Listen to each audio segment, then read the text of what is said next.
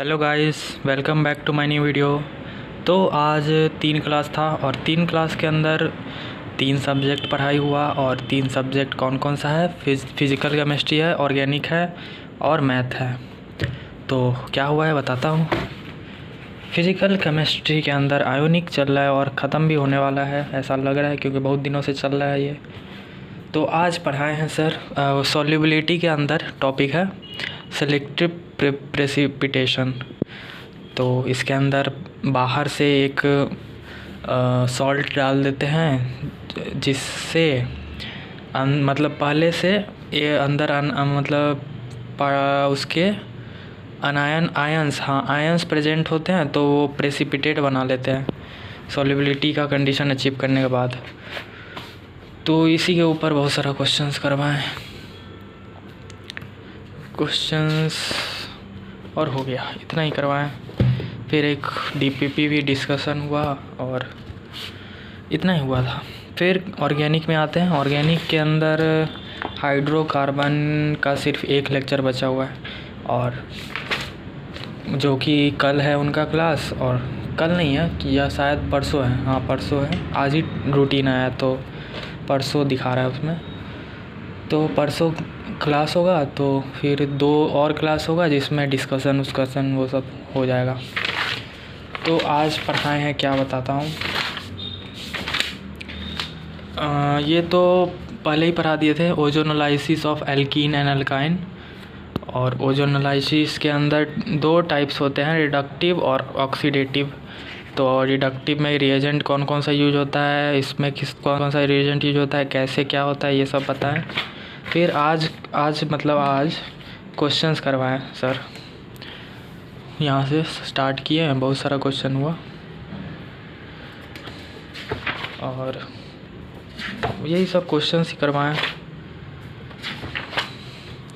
फिर नया topic epoxidation of alkene. तो इसका इपॉक्सी ग्रुप लग जाता है इसमें। फिर इसका प्रोसेस बताए, रिएजेंट पहले बताएं। फिर रिएजेंट 3 यूज होते हैं पर एसिड, कोई भी पर एसिड ले लेंगे, मतलब कोई भी नहीं। एग्जांपल्स बताएं, 4 एग्जांपल बताएं। फिर एल्कलाइन H2O2 लेंगे, फिर Ag प्लस हाफ O2 लेंगे। तो ये इसका ये बन जाएगा इपॉक्सी। इसका मैकेनिज्म नहीं बताएं, सीधा रिएजेंट लिखवा दिया। फिर ग्लाइकोलाइजेशन पढ़ाएं, वही OH लग जाता है एडजेसेंट साइड पे, उसको ग्लाइकोल ग्रुप बोलते हैं, ग्लाइकोल ही बोलते हैं उसको। तो इसमें रिएजेंट वही कोल्ड डाइल्यूट KMnO4 यूज करते हैं, जिसको बेयर्स रिएजेंट भी बोलते हैं। और इसके बाद हाइड्रोलिसिस करा देते हैं, तो OH लग जाता है। इसका मैकेनिज्म भी पूरा बताएं। फिर एंटी ग्लाइकोलाइजेशन कराएं। फिर वही रिएजेंट बताएं उस सब सारे का, और एग्जांपल्स करवाएं। एग्जांपल नहीं, मैकेनिज्म। फिर इसके ऊपर बहुत सारे क्वेश्चंस करवाएं, और हो गया, इतना ही कराएं। फिर आते हैं मैथ पे। मैथ में अभी डेफिनेट ही चल रहा है अभी इंटीग्रेशन, और ये शायद ख़त्म हो जाए, पता नहीं कब होगा। तो शुरू से बताता हूँ। न्यूटन लेबनीज़ थ्योरम पढ़ाए हैं सर, पढ़ाए थे पिछले क्लास में। आज इसके आगे से स्टार्ट हुआ है।